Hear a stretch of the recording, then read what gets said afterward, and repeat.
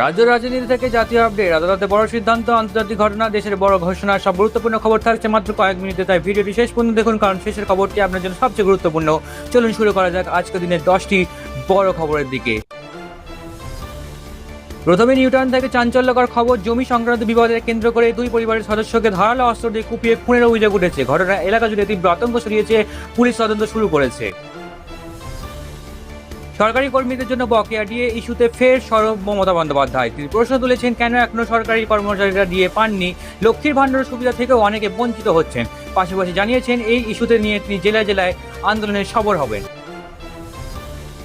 NEET বিতর্কে প্রথমবার মুখ খুললেন প্রধানমন্ত্রী নরেন্দ্র মোদী। এনডিএ সংবাদপত্রের বৈঠকে তিনি বললেন, দোষীদের কঠোর শাস্তি দেওয়া হবে, তবে যুব সমাজকে বিভ্রান্ত বা উস্কানি দেওয়ার কোনো আহ্বান জানাননি তিনি। 21শে জুলাই সভা থেকে অভিষেক বন্দ্যোপাধ্যায়ের স্পষ্ট বার্তা, দল ছেড়ে যাওয়া নেতাদের আর তৃণমূলে না ফিরিয়ে নেওয়ার প্রকাশ্য মঞ্চ থেকে মমতা বন্দ্যোপাধ্যায়ের কাছে আবেদন জানালেন তিনি।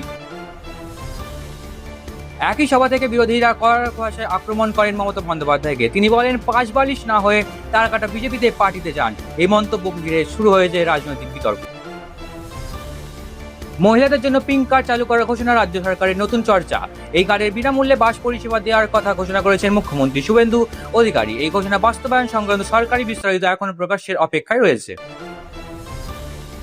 তৃণমূলে কড়া ভাষায় আক্রমণ শ্রমিক বন্দ্যোপাধ্যায়, তার দাবি তৃণমূল দলটাই নির্মূল হয়ে গেছে। এই মন্তব্যকে ঘিরে কেন্দ্র করে রাজনৈতিক চাপানোতর আরও তীব্র হয়ে উঠেছে।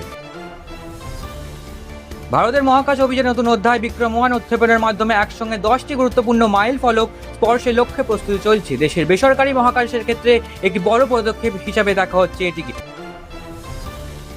রাজ্য সরকারের কর্মীদের জন্য ডিএ বাড়ার ঘোষণা করেছেন মুখ্যমন্ত্রী